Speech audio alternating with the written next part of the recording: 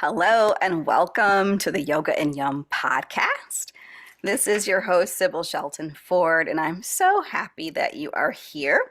This is the place where we practice deep mindfulness, radical self care, and learn to live our lives on purpose so that we can experience more yum. First, allow me to apologize. Um, I am happy to announce that I have a new microphone set up, so hopefully we won't be getting as much feedback as we did on the last episode. But thank you for hanging in there with me. I really appreciate it. So thank you so much, family. Anyway, this is part two of the mindful eating series. So if you didn't get a chance to listen last week, which I believe is episode 2, make sure you check that out because that's the practice portion. And today we're going to be getting more into the sciencey side of a mindfulness eating practice. And hopefully, with this information, it can help you to refine your practice, maybe dig a little bit deeper, maybe have a better appreciation for the whole thing itself. So, way back in episode 1, like this is episode 3, so like way back, right? Anyway, we took some time to practice a mindfulness breathing um, time together. We took a few mindful breaths together. And we also talked about the nervous system. So, the sympathetic nervous system, which is our alarm. It's sort of like, hey, do something. It's fight or flee or freeze. It's that side. And our parasympathetic nervous system, which is the rest, digest, and chill side. And we talked about how a breathing practice can really affect um, our nervous system and really strengthens our calm side. So if you didn't get a chance to listen to that, please go back and listen to it. When it comes to mindful eating, slow, steady breathing before, during, and after eating food really helps to soothe the nervous system. So, like, the breath is everything. The breath can steady the thoughts, the breath can help with your mood. The breath also helps with digestion and also the appreciation of food. So, like, the breath is like everything, it's literally everything. And so, when we do this deep breathing, or just, I won't even say deep breathing, I'll say mindful breathing, just taking a few mindful breaths before consuming, while we're consuming, and then after the meal is really important because it helps make us less reactive. And this leads to us making better choices. Why? Because we are eating and making choices in a space of rest, digest, and chill. So, if you think about the opposite, when we're sort of eating on the go, like one of the best examples is if we're eating in the car. So, yes, I'm guilty of that too. We've all done it. We're sort of scarfing, right? We're shoving food in our face. We're not really in this calm state.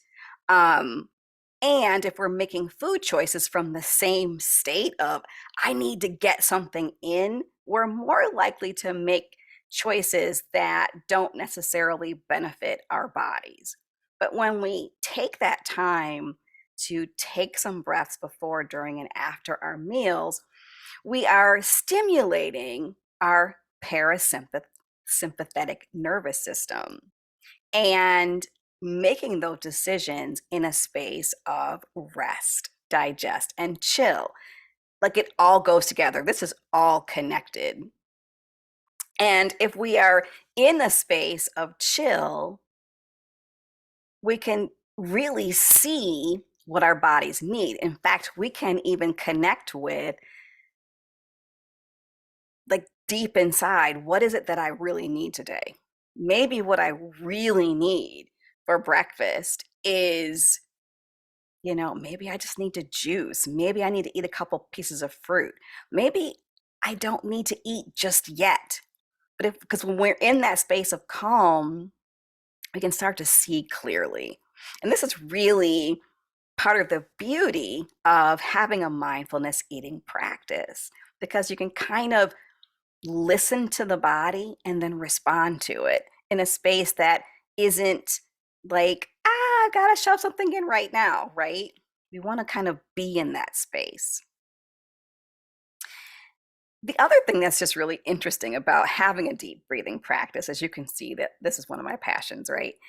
Is there's a study that was done that discovered that people who have a regular breathing practice, like an breathing exercise practice, even if that's simply taking a moment, taking time each day to literally breathe fully and deeply, that these people have thicker prefrontal cortexes in their brains. This is the part of the brain that modulates cognitive control and helps us to calm down and focus. It also controls impulsivity. So, this breath that we're doing, hopefully a little bit on a daily basis, just taking a few mindful breaths, this breath that we're invoking before we consume, this is actually helping our brains function better so that we aren't just jumping into a space of impulsivity, because we're most likely to make choices that don't benefit us when we're in a space of impulsivity. And that impulsivity that lives in the non-chill part of our brain, or the sympathetic nervous system. It lives in there, and we need that. So please don't think that I'm discounting that system. We need it to survive, but we need not to constantly be driven by it. We have to have a balance between both. So breathing is like everything. Breathing is literally life, right? It's amazing. And so many people have rituals, right? Some people pray, some people give thanks, some people take a moment before digging in, before really getting into our food. Like, why not add that ritual of taking a few slow, deep breaths before digging in? Like, if you do nothing else in the practice of mindful eating, if you just did this, that could like change everything. So I encourage you, and maybe even challenge you, to give it a try and see what you experience. You never know until you try. And I'd love to know how that works out for you. So please let me know in the comments. So that's the breathing part, that sciencey part of the breath, and how it affects food choices and can even affect how we digest our food and just how we experience it. I hope that you really did that breathing, the mindfulness eating practice from the last episode. If not, please go back and listen to it and do it. Like, give it a try. It'll change everything. But now I really want to get into the science of taste buds and how that applies to mindfulness eating. And when I learned this like blew my mind and changed like everything for me. So, in the practice of mindfulness eating, we are called to eat slowly. So here, remember, we really take the food in, we feel the textures, we're breathing, we're noticing what happens when the food hits the tongue before we even take a chew, right? Our first chew. And then we take that first chew, we notice what happens. And I want to really get into that here again, because it was explained pretty well, I think, in the previous episode. But when we eat slowly, here's the thing, the brain has a chance to catch up with what's going on in your mouth. If have you ever just sort of wolfed down food and then you don't even taste it? I know I've done that a million times. You're just like, get the food in, but you kind of taste it, but you don't really taste it. Um, just slowing that down can really bathe your taste buds in flavor, and you have this really beautiful, mindful, yummy experience. But slowing down your eating is also important because the taste buds give us feedback. And when you eat slowly, your taste buds let you know when you've had enough. So if you did that, um, taking one mindful bite, or even using this mindful eating technique with an indulgence, say like chocolate or potato chips or something like that, you may have found that you don't really need that much to really complete that craving. You may have noticed, like, whoa, you know what? I'm done. I had enough. I'm good. Well, the taste buds are really important in that function. They let you know, the brain says, hey, I'm good. I don't need any more chocolate. This is perfect. And then you're not eating the whole bag. Same thing with chips or cake or cookies or whatever. Another interesting fact about taste buds is that they tire quickly, which I learned this when I was taking my mindfulness eating training. The instructor said that if you really take the time to slow the eating down, you'll find that your taste buds tire quickly. And you know this because your most enjoyable bite of food is always going to be the first one. It's always going to be the first one. Like, your second bite will never taste as good as the first when you slow down. Like, that's when you're going to get the most bang for your flavor buck. That was, and I, when we did this exercise in the training, it's the truth. Like 100% of everyone that was in this training, we were just like, I can't believe this. And many of the people there were dietitians. They were registered dietitians and nutritionists. I was just there as a yogi because I was just interested. And it's true. If when you slow down, you will get the most flavor and the most joy in that flavor in the first bite. It is true. Give it a try. It'll blow your mind. So, what do you do with all this information? Well, let's put it together. So, first, begin with the breath. I feel like this should be a motto. First, start with the breath. Slow breathing helps to stimulate the parasympathetic nervous system so that you can be ready to receive your food. And then move on to the mindful eating sequence that's we outlined in the last episode. So check that out. And start with just one single bite of food, knowing that that first bite is going to be the most powerful and the most flavorful. Chew slowly and savor your first bite. It will always taste the best. And don't you want the best? Aren't you worthy of the best? And then listen to your body. When you no longer really taste your food, decide if you're done. Maybe you're done. And it's okay to be done. I think so many times we think that we need to finish it all. We have ideas of what being done looks like, and we need to redefine that. When are we done?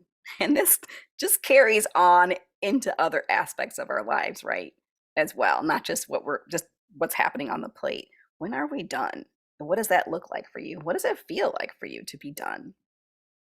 And then notice how you feel before, during, and after each meal, and always express gratitude, give thanks, and kind of sit in that just for a moment, just sit in that gratitude. So that's the sequence. Now, let me know if you learned anything new from this episode. I am interested. I'd also just ask yourself, I'd like to know too, but at least ask yourself, how will you apply what you have learned into your life? I'd love to know in the comments. All right. If you'd like more support and additional ideas on breathing exercises and other yoga practices, please consider following or joining my free Facebook group. It's called As You Are Yoga and Yum. I would love to see you in there. Also, I would really appreciate if you would rate this podcast. Tell me what you think. I have a special gift I would love to give to you if you leave a rating or a comment. Hopefully, they're positive. So, if you choose to leave a rating, go ahead and screenshot it and then send the screenshot to Sybil at asyouareyoga.com. That's Sybil, SYB as in ball, IL at asyouareyoga.com. And then I will give you immediate access to my 5 class series. It's a video series called the Self Love Yoga Challenge. It is based in Hatha Yoga. We do standing practices only, we do some chair practices. Um, it's a great way just to kind of do something for yourself. It doesn't take very long. The classes aren't very long, they're short and sweet and effective. So go ahead, screenshot your review, or if you give me just stars, screenshot that and send it to Sybil at asyouareyoga.com, and I will give you immediate access to that 5 class package, completely free. So, thank you so much for listening. I really appreciate your support. And here's wishing you all the yum in life. Until next time, family, peace. Bye.